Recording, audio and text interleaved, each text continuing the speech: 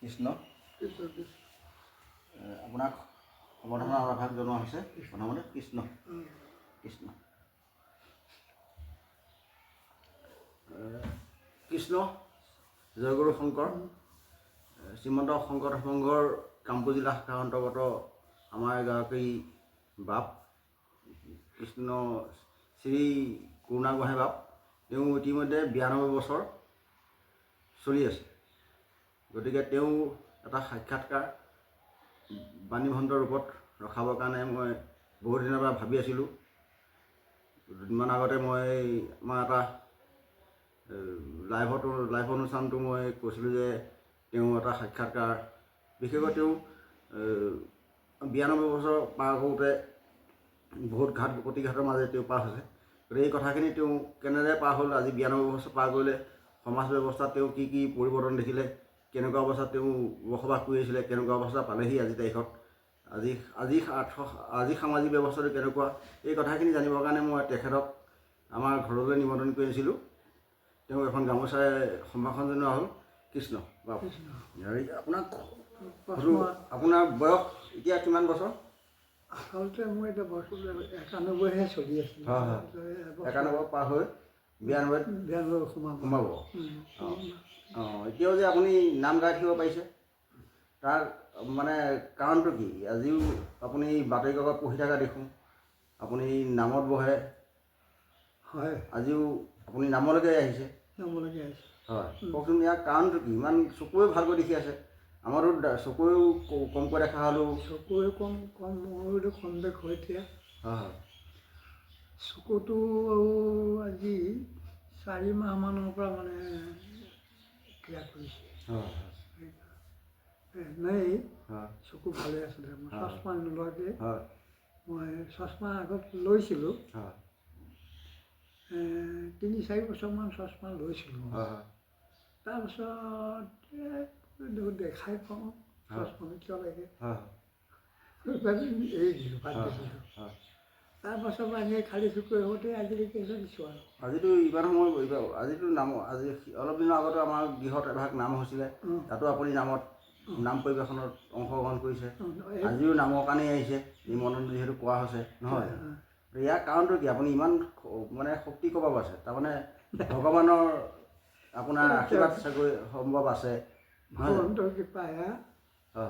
মই নাম বুলি ক'লে নাম মানে আমি নাম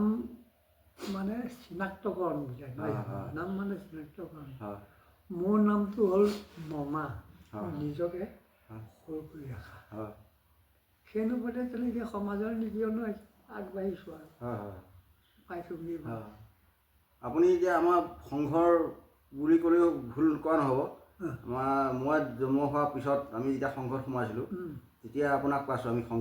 সংঘ অনুষ্ঠানত মই যেতিয়া 12 বছৰ কাৰ্যকাল সম্পাদক হিচাপে আছিলোঁ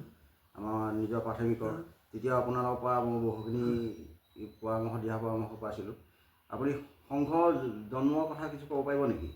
সংঘৰ জন্ম কথা হ'ল মই তেওঁৰ নামটো পাহৰি গ'লোঁ ৰমাকান্ত মুক্তিয়া আটাই হয় যেতিয়া নেকি সংঘৰ হেৰিত সোমাইছে তেতিয়া ইয়ালৈ আমাৰ চাংচিকলোকো আহিছিলে তেতিয়া সেই চাংচিকলৈ আহোঁতেই উমানন্দ বৰুৱা হৰিবিলাস গগৈ আমাৰ এইখিনিত দুজন আৰু উজনিৰ ফালে আছিলে ৰামকৃষ্ণ ফুকন প্ৰথম ৰামকৃষ্ণ ফুকন এই ৰামকৃষ্ণ ফুকন আৰু তেওঁ কেইজনমান বিশেষকৈ এই তেওঁলোকৰ পৰিয়ালৰ আজি কেইজনমানক লৈ পেলাই তেওঁ প্ৰথম আৰম্ভ কৰিছে উমানন্দ বৰুৱাই আমাৰ ঘন বৰুৱা দেউতাক ঘনৰ কাকাক ৰামকৃষ্ণ বুঢ়া ফুকন যথেষ্ট খেতি বাতি কৰা মানুহ কিন্তু খেতি বাতিৰ কথা বেলেগ খেতি বাতি কৰে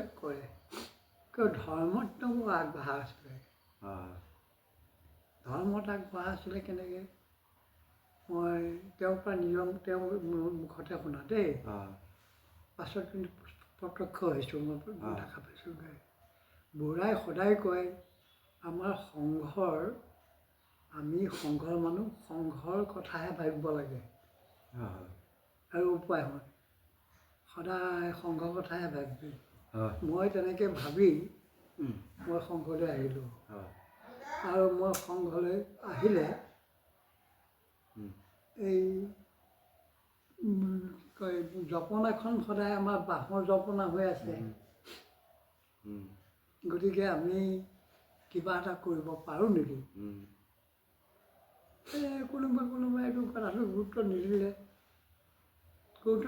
তেতিয়া আৰু তেওঁ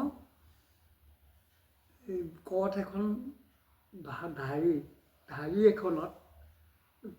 সংঘৰ মুখতে পাৰি ল'লে আৰু যিমান চিনাকি মানুহ ভাল মানুহ দেখা পায় আহকচোন, এই আমাৰ দেখিছে আমাৰ সংঘ এয়া, এইখন আমাৰ গেট, কিন্তু এই কাম গেটখন ভাল কৰিবলৈ পইচা আমাৰ নাই, গতিকে আপোনালোকে কিবা এটা সহায় কৰক এই বুলি হাত দিছোঁ। গৈ আজি নগাঁও জিলাৰ গেটখন ৰামকৃষ্ণ বুঢ়াই মানে অকলে জুৰিছে। তেতিয়া ৰামকৃষ্ণ বুঢ়াক আমি এইকাৰণে স্মৰণ কৰিব লাগে, বিশেষকৈ আমাৰ গাঁৱৰ মানুহে দেই, যে তেওঁ সংঘ বুলি ক'লে তেতিয়া তেওঁ সমস্ত এৰি দিয়ে, কিন্তু খেতিওতো কম নকৰে, বহুত বিঘা মাটি খেতি কৰে, কিন্তু সংঘ বুলি ক'লে সেই খেতি তাত থাকে। আহি অনুষ্ঠানত সহযোগ কৰি আকৌ সোনকালে গৈ পেলাই তাত শেষ কৰে। এনেকুৱা এটা চেষ্টাই সৈতে আনন্দ কি কয় আমাৰ ফুকন বৰাই তেনেকৈ বৰ যত্ন কৰিছিল আৰু লগত খুব পূৰ্ণ সমৰ্থক আৰু নিজেও আগবাঢ়ি যায় উমানন্দ বৰুৱা, আমাৰ ঘন বৰুৱাৰ বাপেক। মনে মনে বৌ এই উমানন্দ বৰুৱাই লাহেকৈ চাপৰমুখীয়া পালে। উমানন্দ বৰুৱাৰ একেলগত পোনাফুকনক পালে। গতিকে কি হৈছে মানে পৰিৱেশটো তেনেকৈ আনিছে। কিন্তু আকৌ আমাৰ প্ৰথম ইয়াৰ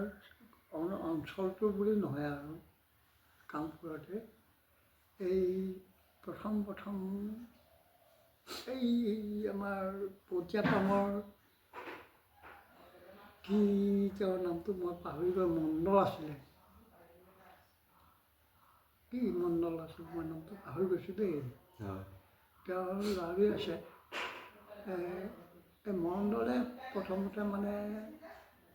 আমি যেতিয়া ক্লাছ 7ত পঢ়োঁ, এই কথাটো কোনো স্পষ্ট মনত আছে। 7ত পঢ়োঁতে তেওঁ এই হেৰি কি কয়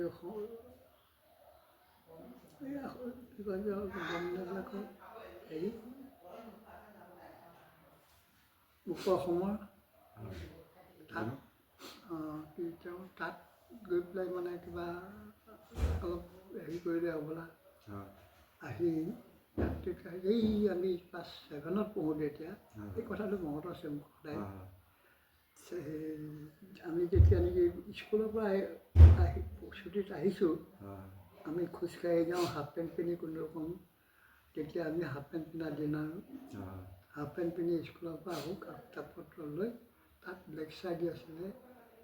পতিয়াপামৰ মণ্ডল মানুহজনৰ নামটো কিন্তু মই পাহৰি গৈছোঁ, মণ্ডল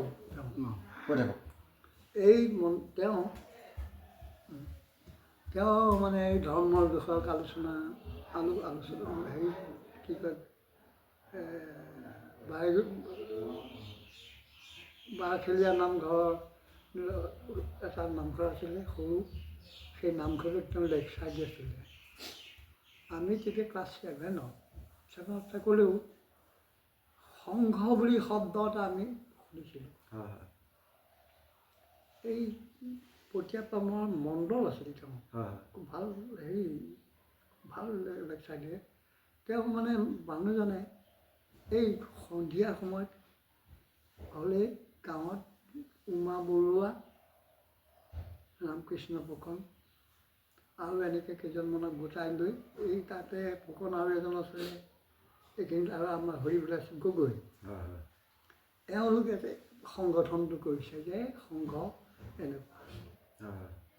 আৰু সেই তাত লেকচাৰটোত আমি যেতিয়া স্কুলৰ পৰা আহিছিলোঁ লেকচাৰটো শুনি বৰ ভাল লাগিছিলে। শ্ৰীমন্ত শংকৰদেৱে কেনেকৈ শ্ৰীমন্ত শংকৰদেৱে কেনেকৈ বুজি পালে, কেনেকৈ কি কথা, এই তেনেকৈ বহুতখিনি কথা কৈছিলে। আমি তাতে ৰৈ ৰৈ কৰিছে বা অবাক আমি তেতিয়া এই মানুহজন ইমান কথা কেনেকৈ জানিলে বুলি। যি নহওক, আমি যেতিয়া মেচিয়ৰ হ'লোঁ, এই প্ৰথম চাংচুকীত যিখন প্ৰাথমিক পাতিছিলে, সেই প্ৰাথমিকত আমাৰ দক্ষিণ চাংচুকীৰ হৰিবিলাস গগৈ, গেথু সন্দেহৈ, মানে আমাৰ সীতাৰামৰ বাপ দেউতাক মহেন্দ্ৰ সন্দিকৈ, এই দুজনে মানে সংঘৰ লগত জড়িত হৈ গ'ল। জড়িত গ'ল মানে উজনি দিনা একেবাৰে সেই ৰামকৃষ্ণ বুঢ়াৰ প্ৰাথমিকত তেওঁলোকে সোমালগৈ। আৰু ইতিমধ্যে আমিবিলাকো অলপ তেতিয়া লাহে লাহে ডাঙৰ হৈ আহিছোঁ। আৰু যি নহওক, মেট্ৰিক পাছ কৰাৰ পাছত কলেজৰ পৰা পোনে পোনে গৈ টুমপেঙত এখন ME স্কুল খুলিছিলোঁ। মোক এজনে মাতি নিলে হেডমাষ্টাৰ কৰিম বুলি, কিন্তু গৈ পেলাই মই তাত দেখিলোঁ কি তেওঁ হেডমাষ্টাৰ, তেওঁহে হৈ থাকে, মই হেডমাষ্টাৰ, মোৰ নামটো তেনেকুৱা